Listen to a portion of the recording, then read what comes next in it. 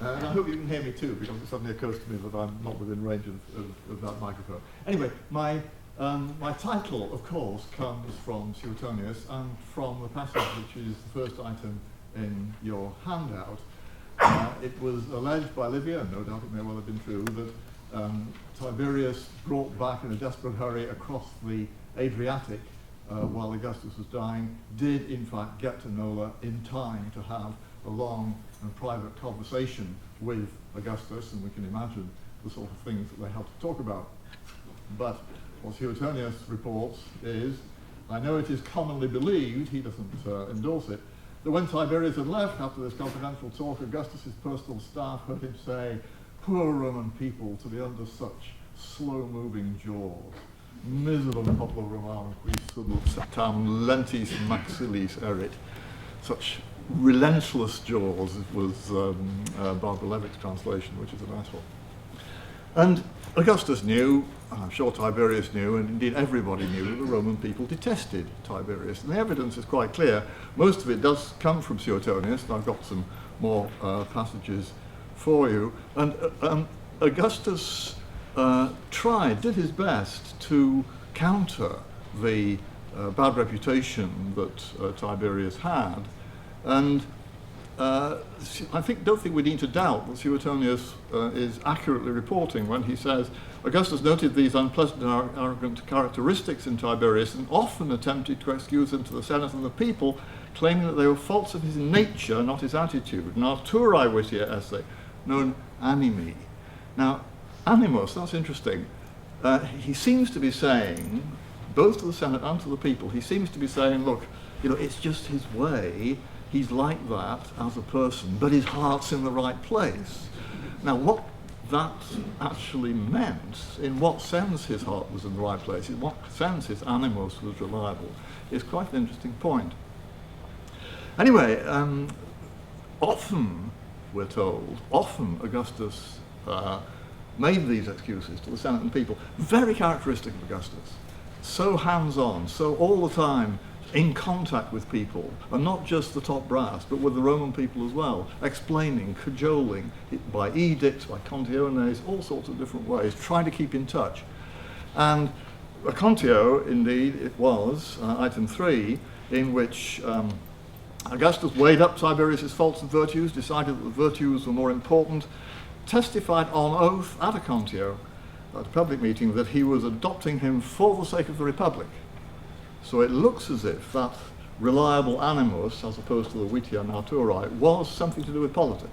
He was politically reliable, whatever that might mean, or at least someone to whom the res publica could be safely entrusted. Now, the Roman people were clearly not persuaded by this, and certainly not in the long run. There's this wonderful story about Tiberius, long after his retirement to Capri, wondering whether he ought actually one day just to pop back to the capital and show his face on the Palatine, only to discover that his pet snake, who but Tiberius could have a pet snake that he fed by hand. I often wonder whether J.K. Rowling borrowed Voldemort's nugget. Anyway, on this occasion he discovered, "Oh, Caesar, your snake is dead. It has been eaten by ants. We urge you to avoid the anger of the multitudo." Well, yes, they certainly didn't think much of him. And when, in fact, eventually he did die and was brought back from Capri to Rome, the people were so delighted at his death that as soon as the news came, some of them ran around shouting, "Tiberium in Tiberim." And that was what they wanted to do to him. Didn't happen, of course. But now, why? Why was he so unpopular? After all, he was a great military commander. I mean, what he'd done in Germany and Illyricum, unbelievable. I mean, it's a terrific record. But he was dour. He was kind of unsociable. He didn't like company. He had no charisma, and he certainly wasn't the kind of hands-on princeps like Augustus, forever trying to keep in touch with people. On the contrary, kept himself to himself and didn't give much away. So they didn't like him. But there are more obvious reasons, I think. One of the things the Roman people liked was big money spent not on the top brass, but on them. I mean, this is, of course, we say bread and circuses as if that slogan explained everything. But what they liked, and what Augustus gave them absolutely in spades, was large public buildings, the sort of things that the super rich had in their country villas, the porticos, the gardens, the bathhouses, private theatres, all the rest of it. That's what Augustus gave them as public amenities in Rome. And they also wanted not only great public works, opera magnifica, but spectacles. Spectacles. What they liked was entertainment, and entertainment on a huge scale. You think of the three theatres, as they were always called: Pompey's Theatre, Marcellus's Theatre, Balbus's Theatre, and they had stages, wider than this room, much wider. The stage of the Theatre of Marcellus is down nearly 100 metres across. I mean, for enormous spectacle, and we mustn't just think of traditional stage plays in our sense, but the newly popular pantomimus depended on choruses singing the libretti, quite apart from the virtuoso dancer himself, and a huge orchestra. So it was multimedia, and it was very, very expensive. Now, in the old Republic, of course, such entertainments depended on the munificence of individual top senators. Well, a lot of them had been ruined, if not killed, in the civil wars, so that wasn't going to happen so much. So, of course, I'm sure Augustus, well, he did encourage Augustus to, Augustus encouraged the top people of his own time to continue with this kind of munificence. I mean, several of the games that he set up, including the ones in memory of Actium, were to be organised by the various colleges of priests. The implication being that this is what you do to pay for the honour of being an augur or a quindecimbrid or whatever. Now, if those are two of the criteria for how a princeps can be popular among the ordinary people, then of course Tiberius failed. He constructed no great public works. Actually, that's not quite true. One very conspicuous new building in Rome was his responsibility, the Castra Praetoria. But that perhaps doesn't quite count. You create a fortress outside the walls of the city of Rome, and then you retire to Capri and leave Rome to be ruled by the prefect. I mean, well, okay, the Praetorian Guard are there to protect and defend the Roman people, as Cassius Chaerea complained to the prefect in AD 41 after he'd been ordered by Caligula to spend his time torturing the Roman people. He went to the prefect and said, "This is not what we're for." But nevertheless, as I say, however, I shouldn't get off on a digression about the Praetorian Guard at this point. No great public works in the sense of great architectural features for the benefit of the public at large. And no spectacles. He couldn't stand the stage. He had no interest in theatre. Now, we need to step back. We need to think about the Roman people in the long term. We need to remember what Cicero said about them. Odiit populus Romanus privatam luxuriam, publicam magnificentiam diligit. And that was one of the ways in which Tiberius clearly fell short. There's this very nice report in Tacitus. Shortly after Augustus' death, in AD 14, there are the games indeed in honour of Augustus, Ludi Palatini, Ludi Augustales, in the autumn of AD 15, and there are riots and bloodshed. And Tacitus comments, Augustus had been indulgent to that sort of show. He enjoyed such enthusiasm himself, thought it popular, civile, to mix in with the pleasures of the crowd. Alia Tiberio morum via. Tiberius' mode of behaviour was different, but he didn't yet dare to turn the people who had been gently treated for so many years towards a stricter regime. Yet, one of the things he did in the early 20s was actually to banish all pantomime artists from Rome, just like that. They weren't brought back until 37 when Caligula succeeded. So not exactly a good way of making the Roman people think well of it. So You can see that there are perfectly understandable reasons why Augustus might well have said, oh God, poor Roman people, what have they got now? But there is, I think, an explanation at a different level, on a more political level. And the final item on the front page, or the first page of your handout, explains what it is. Or, not immediately, but I think it will help to explain what it is. Tiberius was an old-fashioned optimate. He was an aristocrat, well, of course, so had Julius Caesar been, but he was an aristocrat who behaved like an old-fashioned aristocrat of the Republic. And as far as his father's political views are concerned, the elder Tiberius Claudius Nero, we are told by Suetonius that after the assassination in AD 44, when the crowd were furious and calling for revenge because Caesar had been their man, their champion, the Senate, most of whom I think were in favour of the assassins, nevertheless didn't dare come out in favour of them, but were sort of pussyfooting around saying, well, at least let's have an amnesty. We can't bring ourselves to condemn them, but let's just have an amnesty and forget it happened and carry on, which indeed is what did eventuate. But Tiberius Claudius Nero went against that. He said, no, I want to propose that public honours be granted to the, not assassins, but tyrannicides. So he was going out on an optimate limb. And I have a strong suspicion that the Roman people did not forget that. Well, what's it got to do with the Roman people? Do we take seriously all this stuff about optimates and populares?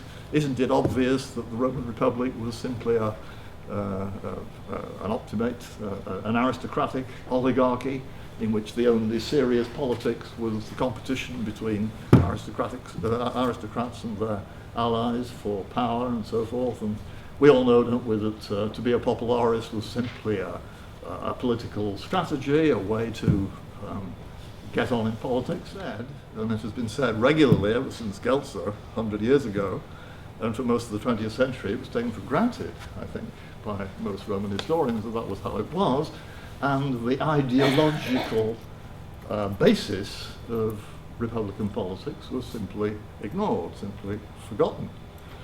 Well, at the top of the page 2 of the handout, I give you what we all ought to have known all the time, and it's clear enough explicitly in the sources, and the sources are not anachronistic. They are texts from people who were there in the middle of politics and knew exactly what Roman politics was about. And Cicero, in that famous passage, the passage is in a way, for all undergraduate courses, defines what optimates and populares were. They were duo genera, two types of politician.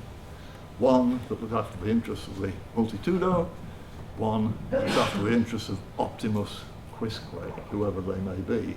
And of course, you all know Cicero's deeply dishonest argument about everybody is really optimus quisque.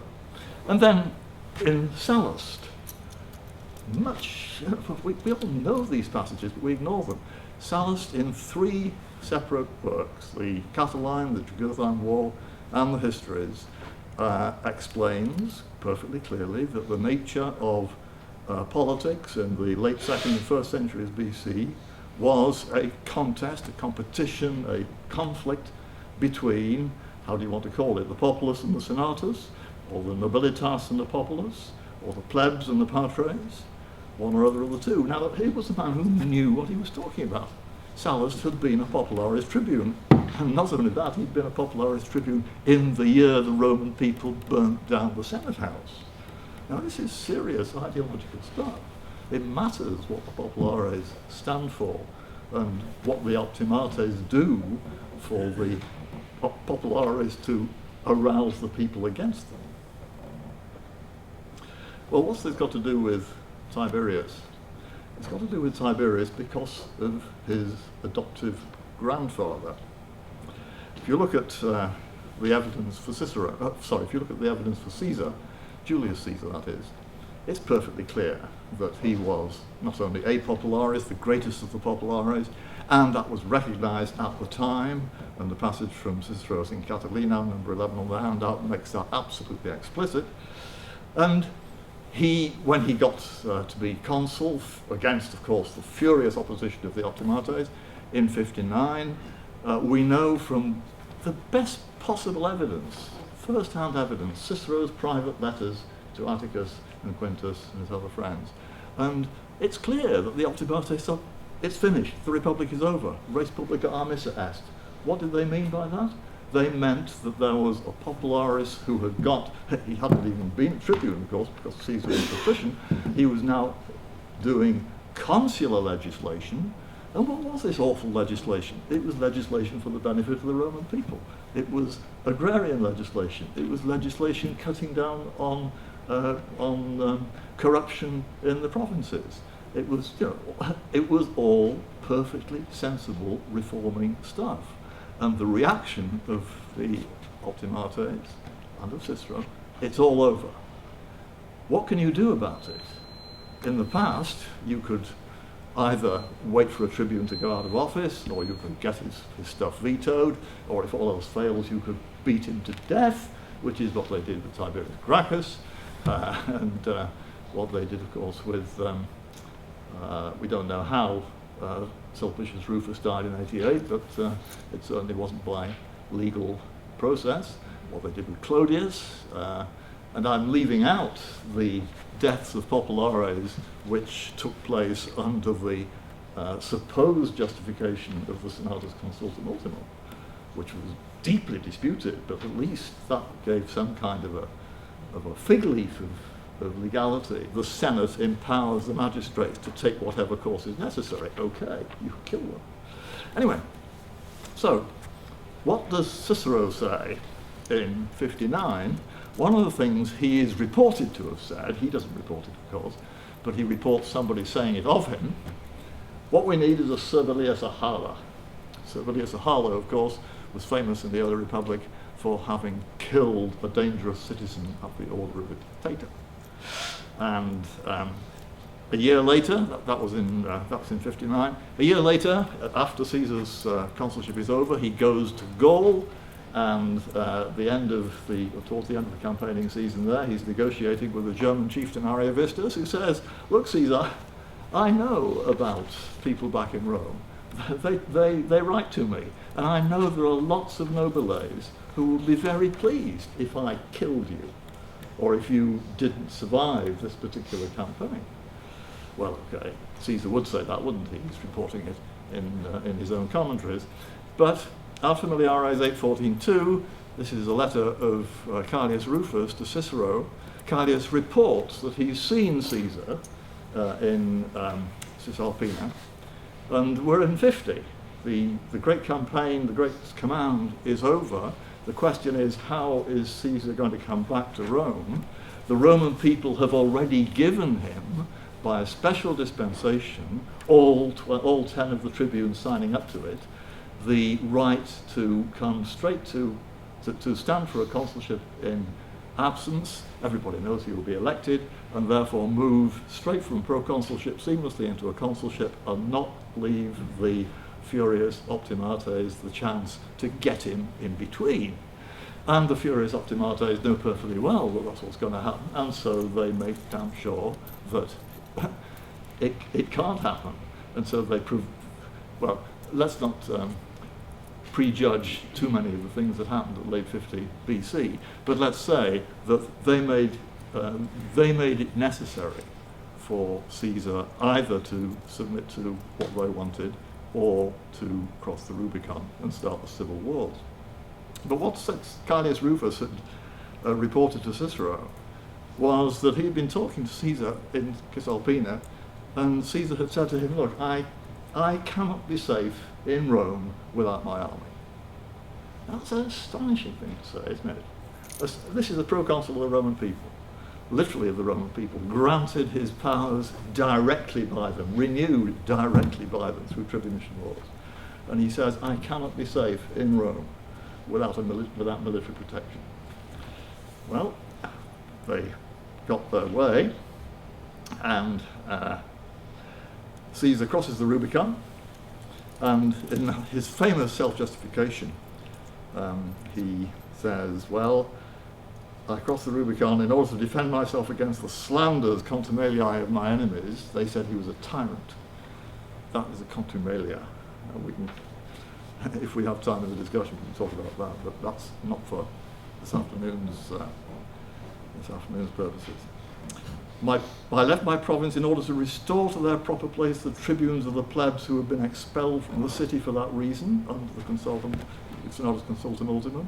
The optimates have more or less said to Antony and Quintus Cassius, you go on doing what you're doing on Caesar's behalf, and we will treat you the way we treated Tiberius Gracchus. They didn't say it in those many words, but that's what the SCU meant. And they had been expelled from the city for that reason, that is, the slanders of my enemies, and I did so to bring about the freedom of myself, yes, but also of the Roman people from the oppression of an oligarchic faction. Populum Romanum factione paucorum oppressum et libertatem vindicarum. Now, I've been going on and on about this because I want to emphasize what it's all too easy for us to have forgotten, thanks to the way we were all taught Roman history, that there was an absolutely venomous ideological polarity in Roman politics at the end of the Republic. It was that, of course, that broke the Republic up. But all this stuff about Caesar was a tyrant, the heroic tyrannicide slew him, and unfortunately they failed to win at Philippi, and so we have the emperor, the emperors. I mean, that's what the way we see Roman history. It's a travesty. Now, one of the things that characterized the factio paucorum, the pauci potentes, as Sallust calls them, was arrogance. Arrogance. And we can see that. We can see it right back from 133 onwards, that, you know, they took it for granted. Look, what Tiberius Gracchus is doing is against our interests, and therefore it must be that he is betraying the Republic, and therefore it must be that we can beat him to death with impunity. And nobody was ever brought to trial for it. And they got away with it, effectively. And that was the beginning of the end, which is why Appian begins the civil wars precisely at 133, because that was when the great opposition began. Arrogance. And Sallust says at the beginning of the Jugurthine War, he says, the reason I've chosen this particular subject is because it shows out the superbia nobilitatis, and it was the first opposition to that arrogance, and that started a train of events which has gone straight through and has resulted in civil wars which are now only just over. And in fact, he was writing that in 40, and they weren't over at all. But he saw an absolute continuity, and he saw superbia nobilitatis as the reason. Now, are we just to think of, you know, toffee-nosed aristocrats? No, we are to think of people who thought that the Republic was for their benefit. And Gaius Matius, writing to Cicero, wonderful, wonderful letter of a man who had been a friend of Caesar, and he was writing after the assassination to Cicero, who was absolutely over the moon. He was delighted with the assassination, despite being a personal friend of Caesar's, because he assumed, as all the optimates did, he was a tyrant. He was Iure Caesar. End of story. And the way Matius put it is, "O superbiam inaudita." What unheard of arrogance. They decide what's right for the Republic. They decide that they can put a man to death by, let's politely call it, extrajudicial means. Now that gives you, I hope, an idea of what lies behind not only Caesar, but also Augustus, and also, on the other side of the coin, Tiberius, and what matters to the Roman people whose champions have, generation after generation, been bumped off by the pauci potentes, the arrogant aristocrats. And so Augustus, the very first thing he says, late in his life, putting together the summary of all his achievements, At the age of 19, on my own initiative and at my own expense, I raised an army with which I brought about the freedom of the Republic from the oppression of a dominant faction. A dominatione factionis oppressa, libertate indicavo.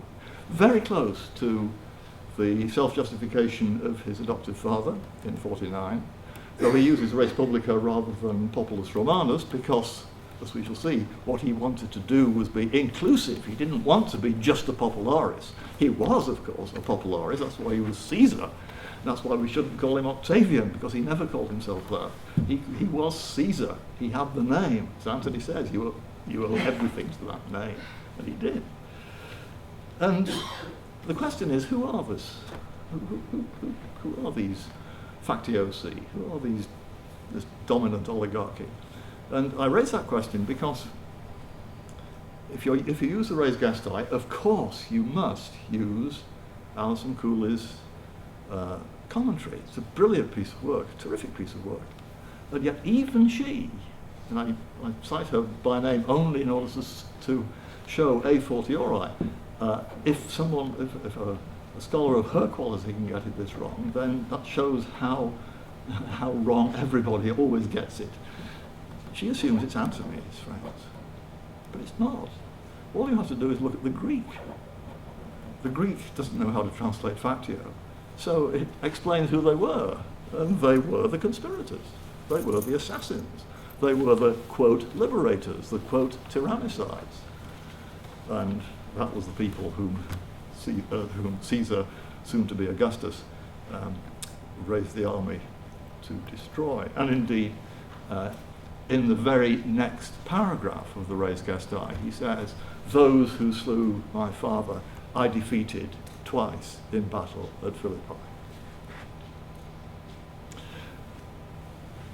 We think of the young Caesar, Octavian if you must, as a rather brutal character during the years of the triumvirate. And rightly so, what the triumvirs did was brutal indeed. But you have to remember, the triumvirs were elected. Now it's easy to say, oh yes, it's a nonsense election, of course they were elected, but they said they were elected, but it doesn't count. Well, I don't know. I mean, the heros anethes is the word that's used, I think, in Dio. They were elected, and they were elected by the Roman people, who were the only people, the only force capable, constitutionally capable of doing so, in order to avenge Caesar. And that was the purpose of their responsibility. And it's made absolutely clear in that long edict, which Appian translates in Book 3 of his Civil Wars, which tells you all you need to know about what the triumvirs thought they were doing. Well, eventually, with the help of the gods, who had shown him that sign in the sky in July 44, very, very important moment that, I think, for Augustus psychologically, with the help of the gods, the young Caesar succeeded in defeating not only the assassins and their allies, but also, as it turned out, Cleopatra, and much to his regret, I'm sure, well, certainly much to the Roman people's regret, Marcus Antonius as well, and he ends up with the position that we all know of. And he says he restored the working of the Republic to the certain people of Rome, and we're always terribly cynical about that, saying, oh, well, yeah, that's the way he put it. But of course now everyone knows he's a sole ruler. No, he restored the Republic to what it had been before, and the Roman people gave him, within that restored Republic, an unprecedented position. That was what happened in 27. And in 23, the nature of that unprecedented position becomes more and more clear. He has the tribunicia potestas. Why does he have it? Tacitus tells us, ad tuendam plebem. The Roman people still needs to be protected against that arrogant aristocracy who believe that the Roman Republic is run by them, for them, and nobody else should say them nay. Well, I'm not going to go through. Of course, I've strayed a long way from Tiberius, but it's necessary, I think, to understand all this. In 2 BC, when his elder adopted son comes of age, we have this wonderful ceremony in Rome.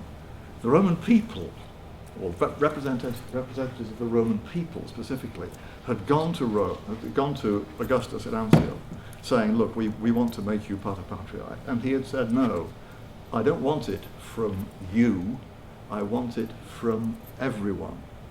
And they went back and they talked to the top senators, and then the great ceremony took place.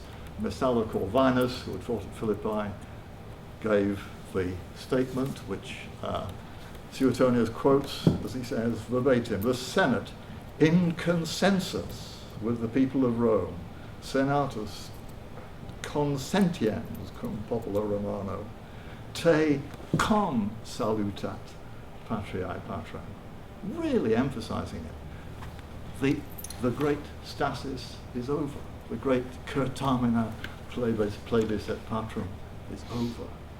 And Augustus genuinely, must be genuinely, in tears, says, now that I've achieved all I've prayed for, members of the Senate, I have only this to ask of the immortal gods, that I may be permitted to extend this consensus of yours to the very end of my life. Unfortunately, it didn't happen, and it didn't happen because young Gaius, who had just come of age, died young. Young Lucius died young, and in AD 4, Augustus adopts the only person to whom he can seriously turn. Germanicus, no, of course not. Of course not. It has to be Tiberius. It has to be Tiberius. And he knows the problems. And it's not just the particular characteristics of the man. It's also his animus. He's an old-fashioned optimate. He, left to himself, he would no doubt think my dad was right. The assassins were right. Scipio Nausicaa in 133 was right. And so that, I think, is why Augustus was, if he actually said it, in despair for the Roman people. And as I said earlier on in that ill-timed digression, what he actually does is set up effectively a fortress for the Roman garrison that looks after security, and then he goes off and he does what optimates do. He retires to a grand villa in Campania, and he lets the Republic get on with it. Now, my justification for this ideological reading of Republican politics feeding directly into the Augustan and even the Tiberian periods is in the final item on the handout. When Tiberius died and was succeeded by Gaius Caligula, who was soon assassinated himself, and the Senate believed that the Republic was automatically restored because Gaius was the last of the Caesars. Claudius had to be given the name Caesar and Augustus by senatorial decree. Gaius was the last of the Julii Caesares, and in the great consular speech by Sentius Saturninus, quoted by Josephus, when the Senate actually believed that they were now back in charge of affairs, the first thing they had to do was reward the tyrannicides. Now, you can argue that Cassius Chaerea and his friends may have had better cause to be tyrannicides than Brutus and Cassius, but that's an argument. But the point I want to make is that the very good and no doubt contemporary, and I think eyewitness source that Josephus was using in his analysis of the attitudes of the Senate and the Roman people after the death of Gaius, says the people resented the Senate. They saw the emperors as a curb on its arrogant behavior and a protection for themselves. They were delighted at the seizure of Claudius, believing that if he became emperor, he would save them from the sort of civil strife there had been in the days of Pompey. And so what happens in the end, of course, is that the populares win the argument. Augustus achieves a fragile consensus, but the very nature of Augustus's position means that it can only be handed on in a kind of quasi-dynastic fashion, and then within a generation the whole thing has hardened into a dynastic monarchy tout court, from which there is no way back. It's a tragic story, but that's as far as I go. I've gone way over time, I'm afraid, and I think we'd better have some tea. Thank you very much.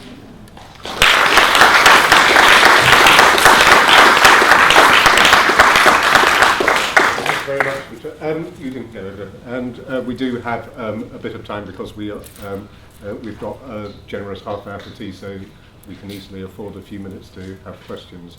Everyone else goes around to see what's called the House of Augustus, and of course the House of Livia. But don't ever believe that Augustus ever lived in it. Or, I mean, whether Livia lived in the other one, she might have been down in that basement from time to time. But no, I mean the evidence. Sorry, I interrupted, but the only good evidence for the site of Augustus's house, which was not a palace, it was quite a modest house, and Suetonius is explicit about that, the house of Quintus Hortensius. The only evidence for its position is the fact that the Flavian palace was called Domus Augustiana. And just as Domus Tiberiana was the palace that expanded on the site of Tiberius' house, so the Domus Augustiana must have been the palace that was created on the site of Augustus's house and his neighbours, because the Josephus narrative of the death of Caligula is quite clear that there were lots of separate houses. It was a kind of complex of aristocratic houses with streets and alleys between them, which were all part of what Josephus calls the Basileon, the imperial residence. But they were individual houses. There was no palace. There was no palace on the Palatine before AD 64, I think. Other questions? Over there. Yes. You said that the Tiberus were elected by the Roman people in order to avenge the assassination of Caesar. So in fact they were elected, they're not rei publicae constituendi, a commission which they made absolutely no attempt whatever to carry out. Yes, that's very true. That was their official title. But I think it's clear from the introductory edict of the triumvirs that they regarded the job that they had been given as essentially the avenging of Caesar. That is, and that's that. No doubt they would say that is part of the Constituere Republicam, because that's what the assassins have destroyed. Caesar he held his power, and God knows there were plenty of people who didn't like the sort of power he held, in the sense it was dictated for life, but those positions too, all his positions and all his honours had been granted to him by the vote of the people and the Senate. So Caesar had not seized power, he had been given power, and as far as I would think, vast majority of the Roman population were concerned, they were happy to have him hold it, and the assassins had murdered him. Now that's how I think the triumvirs saw it, how I think the people who elected the triumvirs saw it. It's not how Cicero saw it, and we, of course, because ever since the next generation, in fact, when Cicero was standard reading for all young men studying rhetoric, really from the Augustan age right through to the present, we have regarded Cicero not only as an exemplum for great oratory, but we've also internalized his political views and taken it for granted that that's what the Republic really was. And that's why even, again, another A40 argument, even a historian as good as Barbara Levick will speak of the liberators and the forces of the Republic when talking about the Battle of Philippi. Now, it's not the Caesarians versus the Republic. It's one view of the Republic against another view of the Republic. And so when the Republic is restored, however you want to phrase it, in 27 BC, that, I think, for most people in Rome, would not be just a cynical ploy, a way of dressing up an autocracy, but that would be, as the famous newly discovered coin says, the restitution of leges ac iura to the populus Romanus. Proper constitutional reform, proper constitutional machinery has been restored. The consulship and indeed all the magistracies are now elected by proper vote, and lots of evidence in Horace and elsewhere of seriously contested elections. Of course Augustus gets elected every year, not because he tells the voters what to do, but because that's who they want in charge. Permanently they want him in charge. They want him to be dictator, they want him to be Pontifex Maximus like his father was, but he won't have that. He says, oh, consulship's good enough for me, and when that becomes too difficult to handle, then, as Tacitus says, I am content with tribunician power ad tuendam plebem. So why did it take him 16 years? Sorry? Why did it take him 16 years to get that? Well, He was only trying to do it anyway. I'm sure if he could have done it faster, I'm sure he would, but the Optimates are seriously tenacious. I mean, they not only have serious forces, but they also have a serious belief in their own rightness, which is more dangerous.